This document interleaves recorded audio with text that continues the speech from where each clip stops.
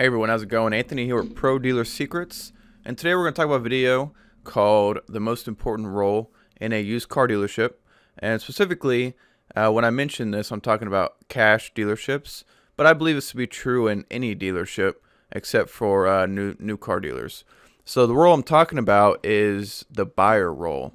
So it's the person that buys the inventory, goes to the auction or sources it, however you do that.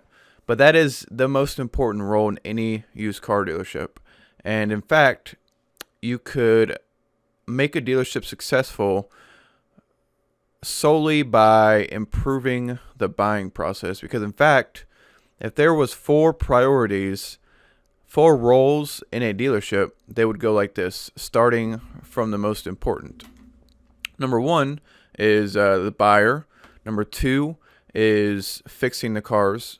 Number three would be posting the cars like to the website or whichever. And then the last priority in a used car dealership would be selling. And that's counterintuitive to what most people think or do. However, of all the dealerships I work with, and even all the local ones that I buy cars for directly, they are successful because of that. Got one dealer I'm working with right now. A year ago, he told me he sold 20 cars, and he averaged a $100 loss per car because he had this guy buying cars for him. And this is a dealer that doesn't have time or the knowledge to buy his own inventory. So he had this guy buying for him who I actually know, and it's no surprise that he lost money. And then fast forward a year until January of this year, 2020, and he sold 18 cars with an average profit of $1,200 per car. And the only difference, same website, same owner, same salesperson, everything was the same. The only difference is the inventory and the buyer, me. There's 4 local dealers here in Tulsa, Oklahoma that I buy cars for, and all of them have consistently successful months because I'm the one that goes to the auction. I pick out the inventory. I choose which cars to buy and which cars to not buy. And all of them are successful every month because of that. So in your dealership, it is most important that you have an excellent buyer of inventory, whether that's you or whatever. And it's not just buying the inventory that's the key part. It's knowing what not to buy.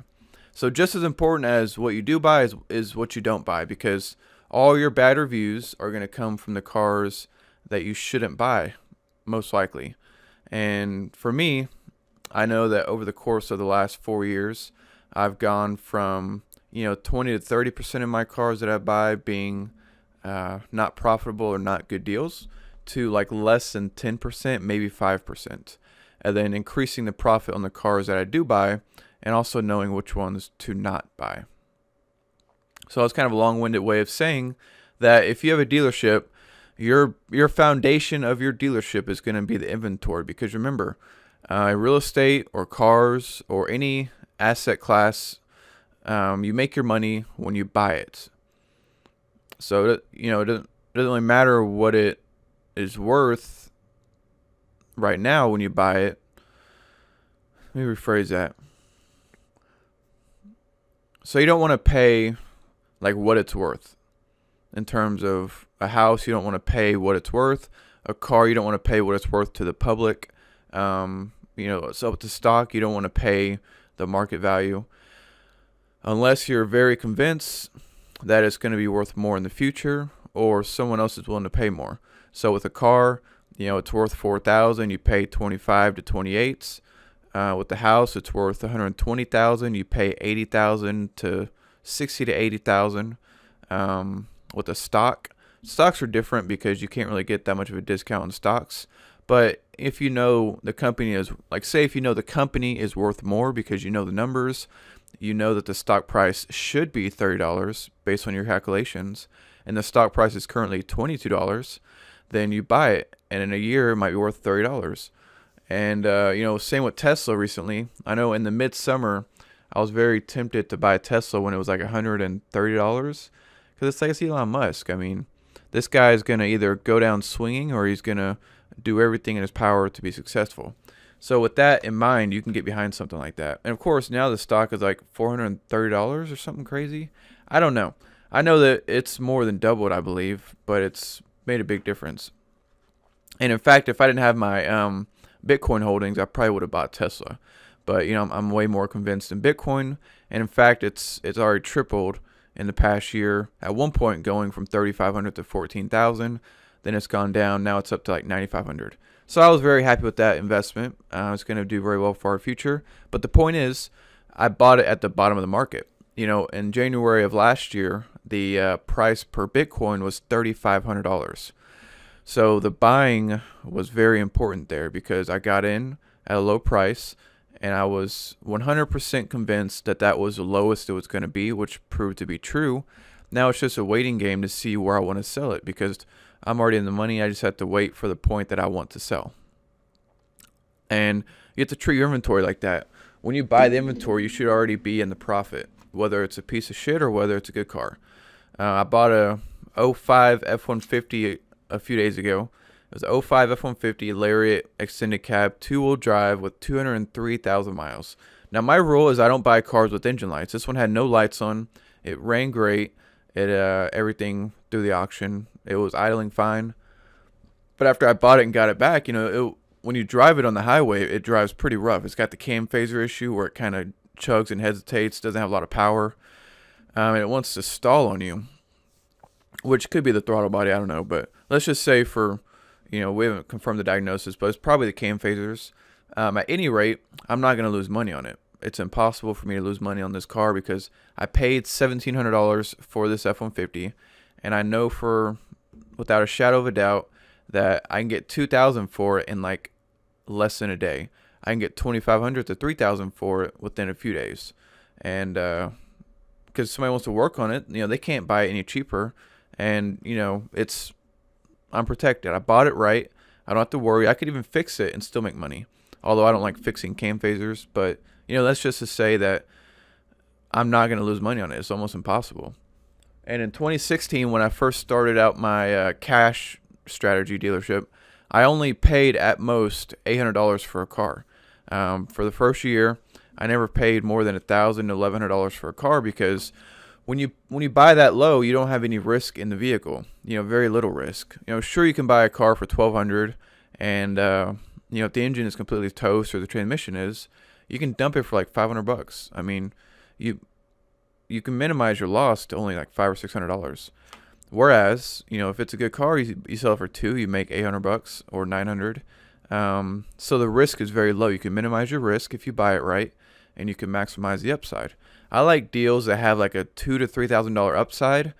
Not all of them, but 20% of my deals have like a $2,500 upside, which is the profit I can make, with at most a $500 downside. So like say this F-150 I just told you about, if it's the throttle body, if it's an easy fix, it's worth $4,000. If it's not, then at the least it's worth $2,000. So that means I've covered my break even. That's my dump number. That's what I can dump it for. And at the most, I can make $2,000. Now I wouldn't have bought that F-150 for $2,700 because then the upside is only $1,000 after fees, $4,000, and the downside is $1,000. That means I could either make $1,000 or lose $1,000. But being that they're equal, that's a 50-50 chance of losing money. Whereas, if you buy it right, you can almost guarantee that you're going to break even, and you'll probably make $2,000. So in your inventory, how do you do that? What are the rules that you should be following when you buy a car? And I'll give you a rundown of mine, just a few quick ones that are the most important. I never buy cars with check engine lights or warning lights unless I've checked them before the auction. Now, like an ABS light, sometimes that's okay because it could be a wheel speed sensor, but I never buy a car with a check engine light. I never buy a car that's overheating, a flashing check engine light. I never buy a car that is over 15 years old. Now, all these rules have exceptions, but this is like 80 to 90% all the time. I never buy a car over 15 years old because when it's if it's under 4,000, nobody wants an older car that's older than 05 right now. If it's over $4,000, the selling price, I don't buy it older than 10 years old. And I don't buy over 180,000 miles and never over 200,000 miles unless it's a diesel truck. And those are really the key ones. Like that takes care of 80% of my problems. Almost 80% of the headaches that I have in cars are eliminated when I follow these rules. When I don't follow these rules, it always bites me in the ass. Like this F-150 I have right now, I told you about, it's got 203,000 miles. I shouldn't have bought it, but it was cheap, so I'll be okay on it. But still, I broke the rule and I paid for it. Another rule I have is I don't sell cars for less than $2,000, and really not less than $25,000, because people that buy cars at $2,000 and under retail price, they're just a pain in the ass to deal with.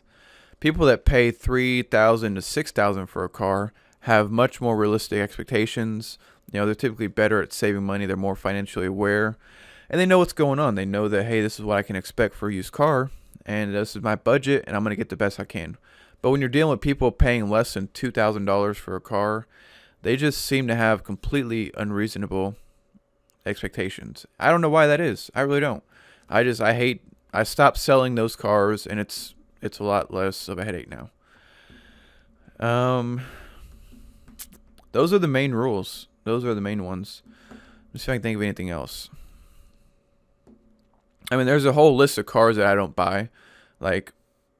In fact, if you go below this video, I'm going to link you to a document that I made called the Do Not Buy list. These are cars that I do not buy. These are my models and issues that I avoid at the auction. And most of these are personal experience that I've lost money on. So, and often frequently, Nissan Rogue, CVT transmissions, it took me a few times of taking that loss to learn that lesson, but I don't buy them now. And in fact, most auctions now don't even arbitrate CVT transmissions, even when it's a green light. So I try to avoid them altogether. So go below. I'm going to actually link that right below the video. You can check out my Do Not Buy list. It's pretty awesome. It's great. I think you'll like it. And other than that, that's today's video. This is Anthony with Pro Dealer Secrets, and I'll see you on the next one.